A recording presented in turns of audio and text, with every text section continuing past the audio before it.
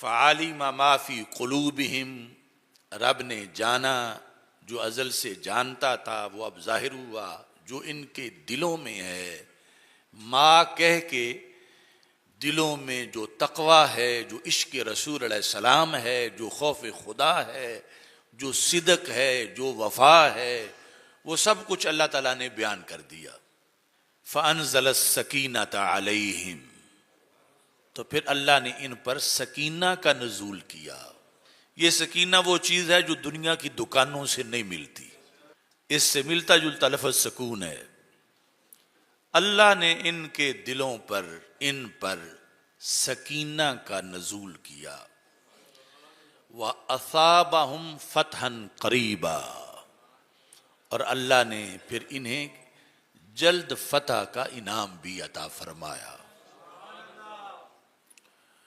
तो बैअत रिदवान के लिहाज से इसके वैसे बहुत से मौज़ूआत हैं कि किस किस जिहत से बैअत रिदवान पर बहस की जाए, लेकिन हमारा मौजू जो है वो इसमें जो इस मौजू का सबसे बड़ा हिस्सा है वो है कि ये मौका रसूल अकरम सल्लल्लाहु अलैहि वसल्लम के दोरे दामाद खलीफा सालिस हजरत सैयदना उस्मान गनी रदी अल्लाह ताला अन्हो की पूरी उम्मत में से और सबसे पहले सारे सहाबा में से उनकी इम्तियाजी शान का उजागर होने का मौका था, जिसको आयात में उजागर किया गया। तो नबी अकरम सल्लल्लाहु अलैहि वसल्लम के फरामीन की रोशनी में इस आयत की तफसीर इस वक्त मैं आपके सामने पेश करना चाहता हूँ, इस जिहत से वरना दामाने बागबां से कफ़े गुल फरोज तक बिखरे पड़े हैं सैकड़ों उनवा मेरे लिए। तो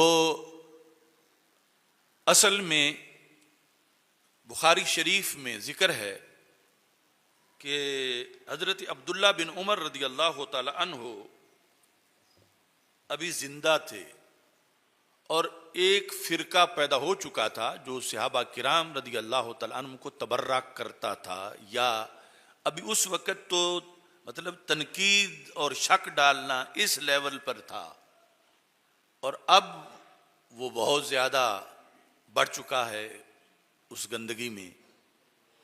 तो हज का मौका था, मिस्र से एक बंदा आया था और हजरत अब्दुल्ला बिन उमर रदी अल्लाह तआला अन्हु हरम शरीफ में बैठे हुए थे मक्का मुकरमा में। ये बुखारी शरीफ की हदीस नंबर 3699 में जिक्र है। तो उसने लोगों से पूछा कि ये बुजुर्ग शख्सियत ज़ाहिर है कि उम्र के लिहाज से उस वक़्त हजरत अब्दुल्ला बिन उमर में भी बड़े थे और इल्म में भी सबसे बड़े थे। तो उसने लोगों से पूछा कि ये कौन हस्ती है कि जिसके इर्द गिर्द लोग बैठे हैं। तो उन्होंने बताया कि ये अब्दुल्ला बिन उमर रदी अल्लाह तआला अन्हु। तो उसने कहा मैंने कुछ मसले पूछने हैं, तो लिहाजा उसने आके आपसे मसाइल पूछे, सवालात किए। इस वक्त मैं सिर्फ एक सवाल का जिक्र कर रहा हूं और उस पर उसके रद्द अमल का और फिर उसके रद्द अमल पर इब्ने उमर रदी अल्लाह तआला अन्हु के रद्द अमल का जिक्र करता हूं।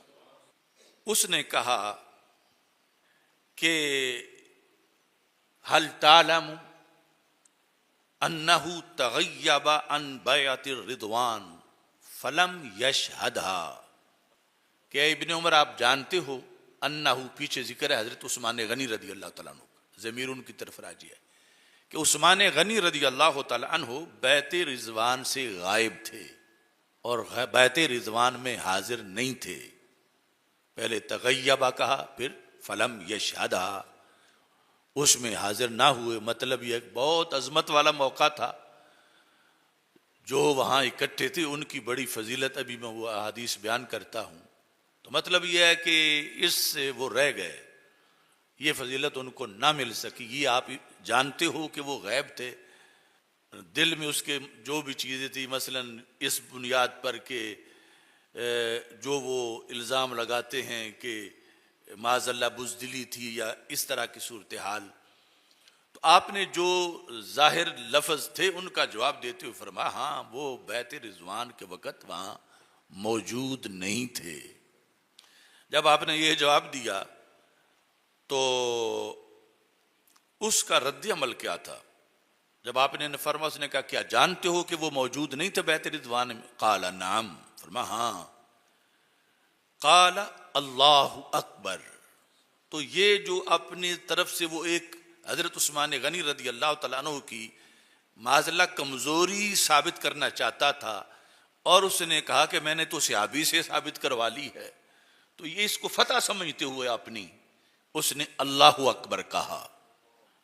और ये नुक्ता मैं पहले भी बयान कर चुका हूं कि आज मुख्तलिफ मसाले के जलसे सुनते वक्त नारा अल्लाह अकबर का हर जगह ही लगता है, लेकिन देखना यह है कि अल्लाह और अल्लाह वालों की शान बयान और बढ़ाने यानी अंदाज बताने के लिहाज से नारा लगता है या कमी करने के लिहाज से नारा लगता है।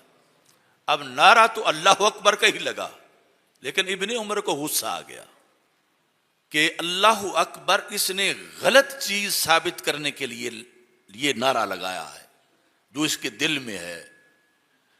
तो आपने फरमाया कि काल इब्न उमर ताल उबय्यिन लका, इधर आ मैं तुझे बताता हूं।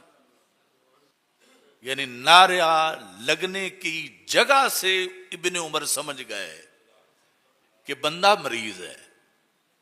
अगरचे नारा तो अल्लाह अकबर लगाया और कोई उसने हरफ भी नहीं बोला, उसने सिर्फ कहा है, ये बुखारी, उसने कहा अल्लाह अकबर।